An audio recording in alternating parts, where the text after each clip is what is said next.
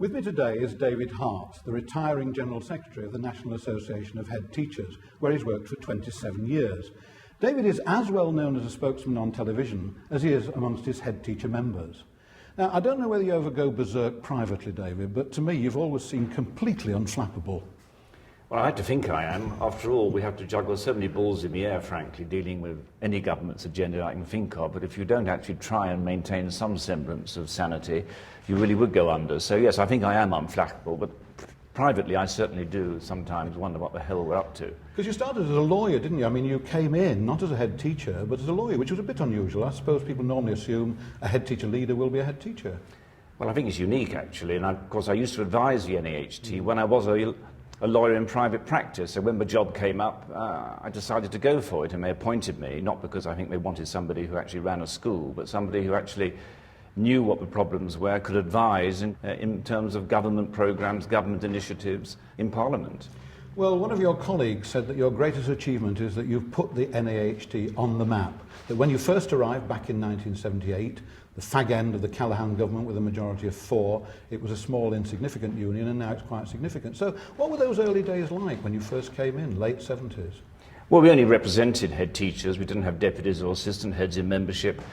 We had, as you say, a fag end of a government. So in that sense, I was struck with the fact that the government really was neutered. It had nowhere to go. It didn't have a programme, but it could say it was an education legislation programme. So we actually had to build up the role of heads. And of course, the first big challenge was the winter of discontent. The schools were being threatened with strike action, and the caretakers were certainly pretty militant, and understandably so. And we were called in by then Secretary of State Shirley Williams and her permanent secretary, and she said to me, David, she said, will the heads keep the schools open? I said, no, they won't keep the schools open. It's not their job to keep the schools open. And within a short period of time, of course, the government collapsed. I don't think it was because of what I said. I suspect the grave diggers may have had a bit to do with it. Indeed, and everybody else, the road sweepers and everybody collecting the rubbish as well. So the whole thing collapsed the government, really. But there's no doubt about it that not keeping the schools open was a significant issue.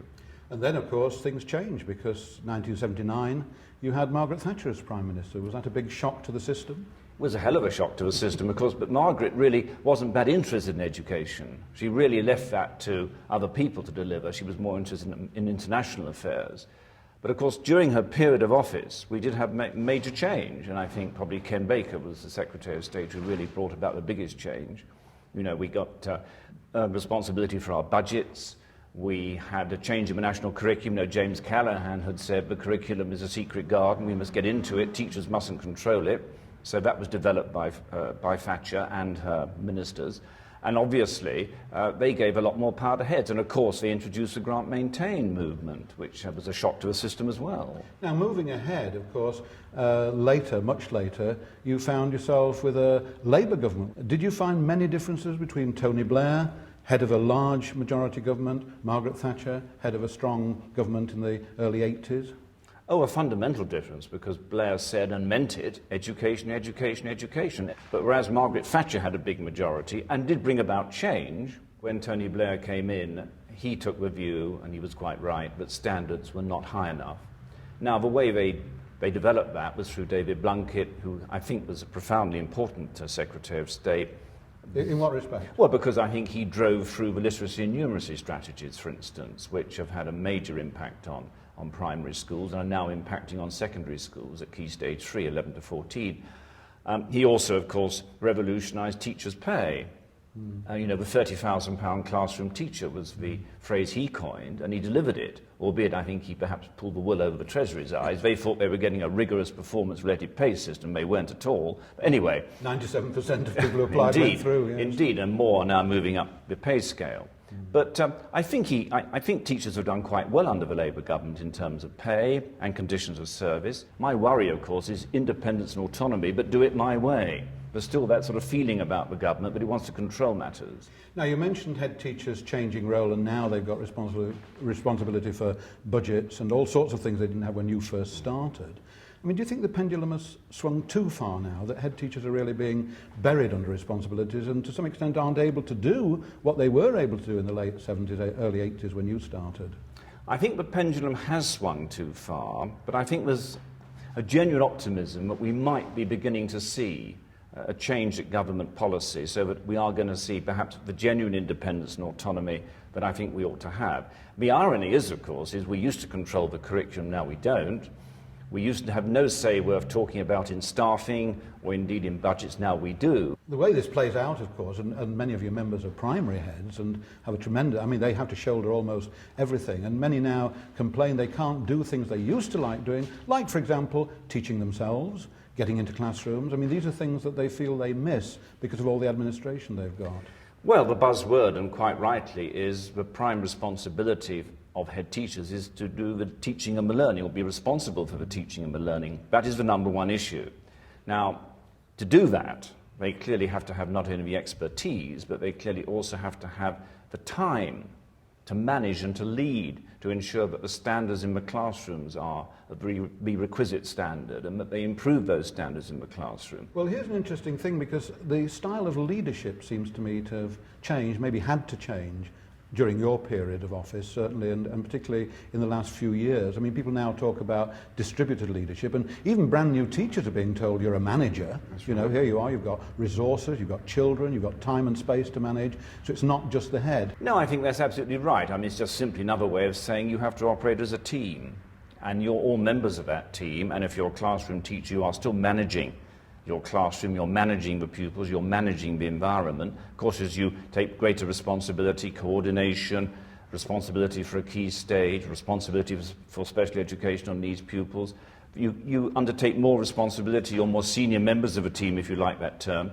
But it is a team approach, and if you can't work as a team, led by the head teacher, then I think the school is liable to fail, quite frankly. Head teacher as autocrat has gone, do you think? Oh, or have yes. you got one or two members still around, a few little dinosaurs hidden here and there? Oh, there's bound to be a few dinosaurs in a system with 23,000 schools, but no, I think the vast majority of heads, frankly, are team leaders. They can't work without that concept. Well, just looking back a few years again to the early 90s, there was this massive growth in accountability, wasn't there? And then, of course, Ofsted replaced HMI after their 153 years of existence. Can you think back to that moment when Ofsted came in and what your reaction was and how things turned out? Yeah, I can. The then senior chief inspector was a redoubtable woman called Sheila Brown. She was horrified, of course, at the idea that HMI would be replaced by Ofsted, but the Secretary of State in those days was Ken Clarke. He was determined to bring Ofsted in. And, of course, we had a chief inspector called Chris Woodhead, who immediately... I'd forgotten about him. Yeah, I thought you might have done. But, I mean, basically speaking, Chris Woodhead immediately set the cat amongst the pigeons, umpteen thousand incompetent teachers. That was a great headline, of course. And things went down... Did you ever have a free and frank exchange of views with him? Oh, plenty. I must say, my initial impression of Chris Woodhead was really quite positive, because I think actually he was a breath of fresh air, but I think he went downhill quite seriously, quite quickly, because he was on a crusade. And the messages he gave to the teaching profession were on the whole negative. Are you able to disclose now, with the passage of time, some of the things that you actually said to him? Well, I said to him that he was demoralising the teaching profession, but for all the good he was doing, in the sense he was trying to concentrate on good teaching practice and so on and so forth, he was also at the same time giving the message to the public, to parents and to politicians, that there were far too many lazy, incompetent teachers out there, and they needed sorting out. The reality was that there were a small number of teachers who were not up to scratch, and they needed support, encouragement, and then if that didn't work, yes, okay, one had to get them out of the profession, but that wasn't the way he wanted to do it. But then Tony Blair not only kept him on, but gave him a whacking pay rise, which I suppose must have led to you and a fair number of your colleagues choking over your cornflakes. I have to say, I think it was one of Tony Blair's few mistakes he's made in relation to education when he said he'd keep the chief inspector on. He should never have done that. Anybody could have told him. That might have been good politics in terms of certain members of the media. It wasn't good for the teaching profession. And of course, soon they ruled the day they kept him on, because he was a thorn in their flesh and we had to get rid of him eventually. Now, bringing Ofsted up to date, David Bell will proudly tell us that it's all changing, and changing for the better. And, he's very keen on getting better relationships with people like your members. Do you think the new style Ofsted is on the right lines? Yes, it is, but we must make sure that we don't keep loading Ofsted with more and more responsibilities. So they're in for a short period of time, and suddenly, oh gosh, they've got to that they've got to report on the quality of the school meals. I mean, do you think self-evaluation is actually working? It's a nice idea, I'm in favour of it, but is it working in the form it's in when it's bureaucratic? It'll only work, quite frankly, if it leads to genuine reduction in bureaucracy and red tape. Self-evaluation should be positive, it should involve the parents, should involve the pupils, should involve the governors, should involve the community. Pull that all together and we have a rounded picture of what the school's actually like, weaknesses and strengths. And that could be a professional dialogue, and should be a professional dialogue with this school improvement partner every year. What about the specific issue of discipline?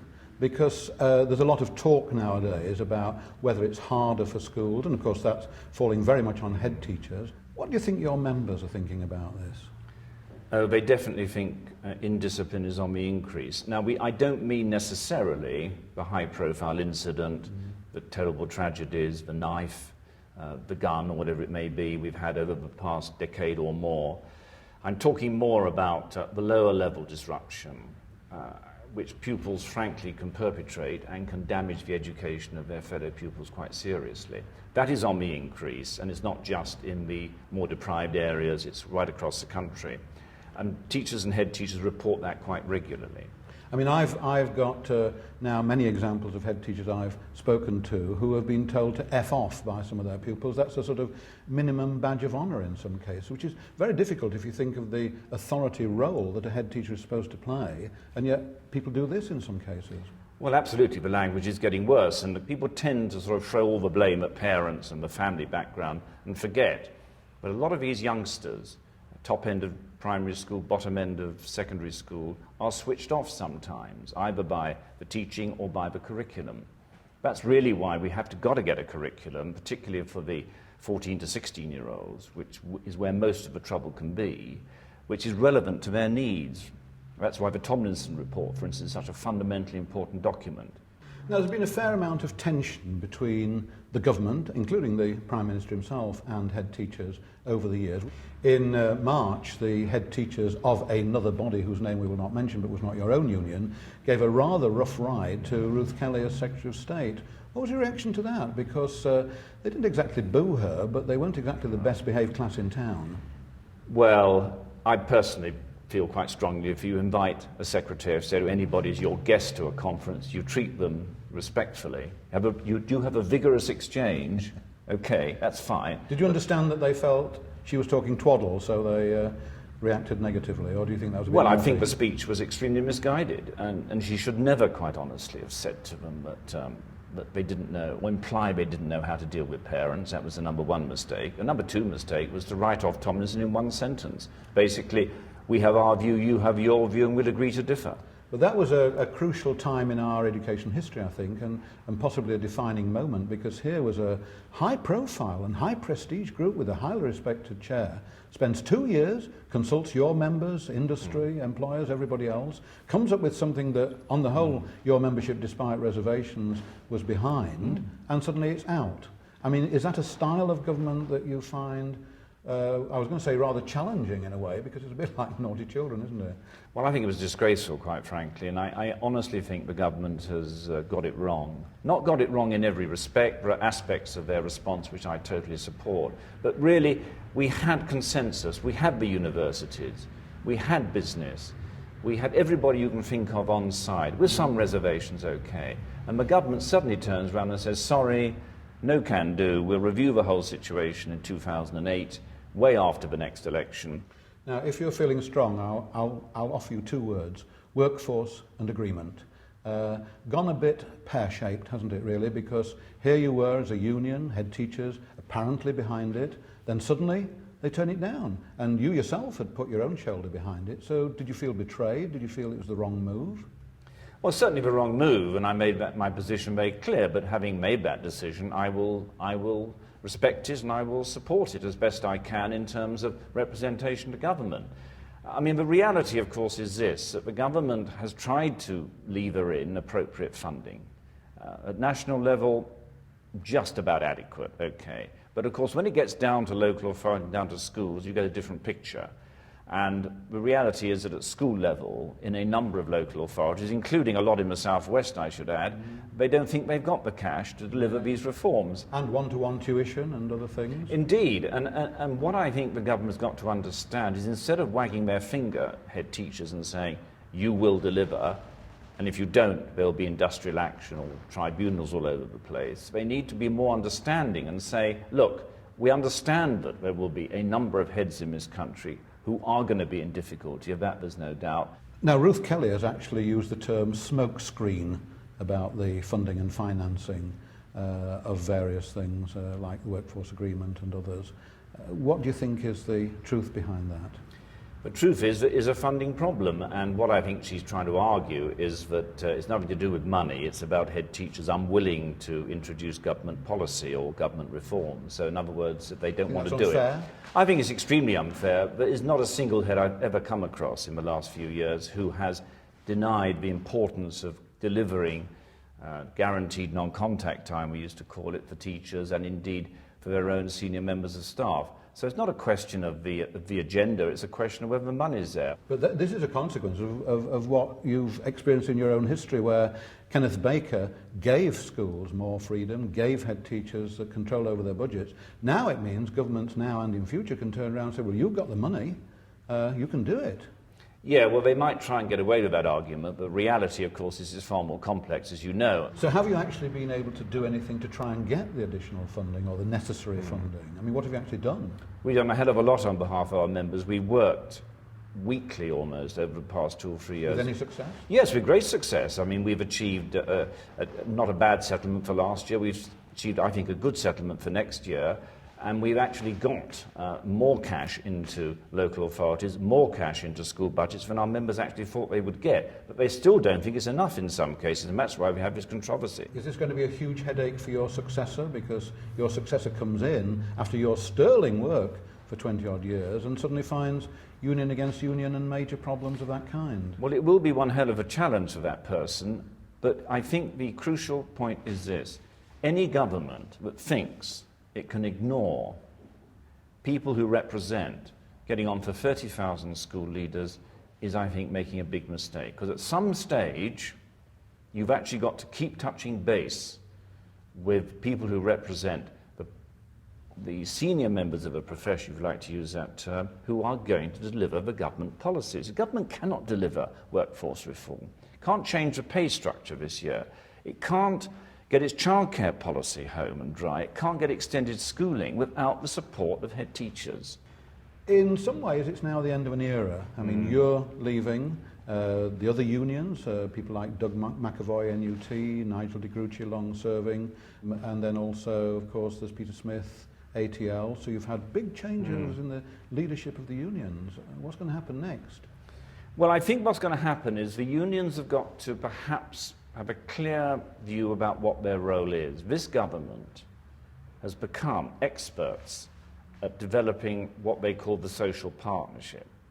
In other words, the workforce agreement or the new pay structure. So they've become very adept at bringing into play a group of unions and employers and sitting them down and saying, we are a social partnership, we will work this out together. And everybody has to sign up and everybody has to keep agreeing. Now, that's fine. That's fine until, like in the workforce agreement, until somebody says, sorry, but we don't think it's working. But you don't have the power now, do you? See, because when you first came in, when you started your career, the unions are all powerful. Do you think there's no way back now, that unions are going to be rather impotent, if one's honest about it? No, not impotent, but they simply have to understand that there's a different way by which they bring influence to bear. So we can bring influence to bear in the social partnership, we can bring influence to bear in the separate negotiations, consultations you have with government because you represent school leaders. But the days of being able to, through industrial action, for instance, or that sort of muscle, influence government are, I think, few and far between.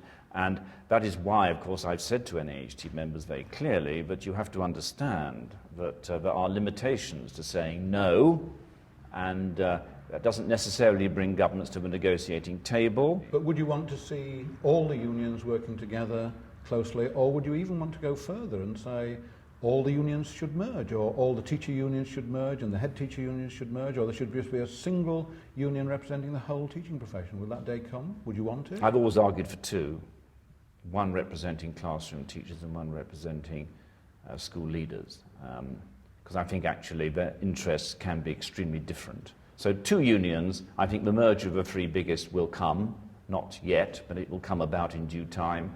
As you look back over the years and these different people you've worked with in different events in education, what are the big high points for you? The moments when you felt maybe that you'd achieved something, or that the profession had moved substantially forward, or that here was an important date in our educational history? Well, I think under Thatcher, I think that the Education Reform Act was a major, major change, and I think the passing of the Education Reform Act, and we did an enormous amount of lobbying, had quite an influence on that particular bill. The pluses outweigh the minuses? Oh yes, I think there's no doubt about it at all. I mean, clearly there's some pretty awful points. I can well remember John Patton's speech to an annual conference we had in Newcastle. I remember it well, I was there. Good. Well, and the reception he had was far, far worse than the reception Ruth Kelly got the other day. So, I mean, that was a low point, not from our association's point of view, but it was the Secretary of State who was totally out of sync with anything that was being felt by the members of the teaching profession. Low points, I think, apart from John Patton, I think the way in which Margaret Thatcher got rid of ministers who didn't actually happen to sign up to her particular credo. I mean, names, please. Well, Mark Carlyle was too wet. John McGregor went native and got too friendly with the teachers' organisations. Ken Clarke was hardly in there long enough to make any difference. He didn't want Education Secretary, quite frankly, and he made it very clear he didn't want the job. You're almost sounding as if you're president of the Kenneth Baker fan club. Well, no, I know. I mean, I think Keith Joseph was a profoundly important Secretary of State. The trouble is with Keith, he's never had the money. So he talked about the bottom 40%, not a very happy expression, but that was his way of talking about them. And he had a real empathy for the bottom 40%. But when you said, well, where's the money, Keith? He used to say, well, sorry, but it was not there. I'm a monetarist. Exactly. Yeah. And then, of course, we ended up with John Major as Prime Minister, and the whole thing really went pear-shaped there because he couldn't make his mind up. I can well remember those of us who were in the grant-maintained sort of world, in the sense that we had a lot of grant-maintained members, of course. I can well remember people saying, look, why the hell do we have to have these parental ballots? What have they got to do with it? Why don't we actually simply say all secondary schools will go grant-maintained, or all primary schools? But John Major couldn't bring himself to make that sort of decision, and then, of course, he left. And I was going to say you've seen off, but you've worked with, or again sometimes, 4 different Prime Ministers, 12 different Secretaries of State. What do you think you've managed to achieve personally? Well, I think raise the profile of headship and school leadership now. We've got a wider number of school leaders in the NAHT team. I think we've certainly improved the pay of our members, which I think is important. I think our members have raised standards. I'd like to think I've contributed to that. There's no doubt about it, but although standards may not be high enough, we are doing, by any stretch of imagination, a good job in the vast majority of schools. And I think we have a cohort of school leaders who can do the business, providing they're given the support, given the resources, given the independence and autonomy, but accountability that goes with it, that they deserve. Any regrets as you look back? Are there moments where you feel if only you'd done this, or if only you'd done that? Or things you'd like to have done but never got the opportunity, or didn't get the support, or whatever? Yes, I mean, I think probably the biggest regret I have is that we've not been able to turn the government round on league tables or on aspects of the testing system. But no, I mean, league tables are a long-running sore. And as long as government believes that parents like league tables or the press like league tables, government believes we must rule by targets. Well, I think they've understood now that targets can be a two-edged sword so far as politicians are concerned. We're going to have that running sore. So my great regret, really, I think, is that we've not been able to respond to our members' genuine concerns about aspects of the accountability agenda they don't like. Now, just between ourselves, and I promise not to tell anyone your answer, but of the Prime Ministers and Secretaries of States you've worked with, I mean, come on, quick, let down hair time. Who are the best and worst? Best Prime Minister must be Tony Blair, because I think because I think Tony Blair has had a genuine feel for education. Not made every decision right by means. You don't mind all this kind of stranglehold from his number 10 unit, you'll live with that? Well, I can live with the number 10 unit because I think that the number 10 unit has to live with the Secretary of State. I mean, number 10 cannot, at the end of the day, control how the education system works. They have good ideas, they have not such good ideas, and one can have a dialogue with number 10 and have a dialogue with the Secretary of State of the day. And I still believe that Tony Blair has his heart in the right place, and I think that actually he has moved the education service on. Not always correctly, but on the whole, I think he's the best of the Prime Ministers I've had to deal with. The Secretary of State? I think, in terms of impact, I think the two, and I put them at the top, I think Ken Baker and David Blunkett. I think... That's fair-minded, 1-1. 1-1, and it could have been Charles Clarke if he had stayed long enough. Because although Charles had a reputation as being something of a bruiser, the reality was he's a big politician. And you need a big politician in that department because you've got the Treasury, you've got John Prescott, and you've got the Prime Minister. And they all think that they have a big stake in how the education system of the future will roll out. Now, you've been very polite and talked about the best, but who gets the David Hart Complete Pits Prize? John Patton. He walks off with it, does he? He walks off by a significant margin, in my view. A totally and utterly disastrous Secretary of State, who actually didn't run the department at all. It was run by Baroness Blatch, his Minister of State. She did all the talking. He sat there and said nothing. And are you optimistic about the future? I mean, do you see the 21st century as a time when things can build and improve, or as a time when things will stand still or get worse? Oh, I think I am optimistic. I think I'm optimistic because I actually think we have a damn good cohort of school leaders in the business of running schools, getting the teaching and learning right. I have an enormous respect for them. They have tremendous responsibility, too much sometimes, too much accountability. All the ills of society are thrown upon them, and I think we just need to understand that there's a limit to the amount we can expect of them.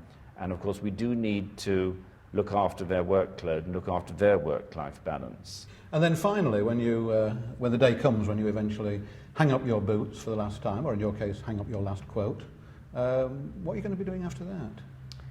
You're too young to know, so what are you going to do? Ride horses. It's my passion.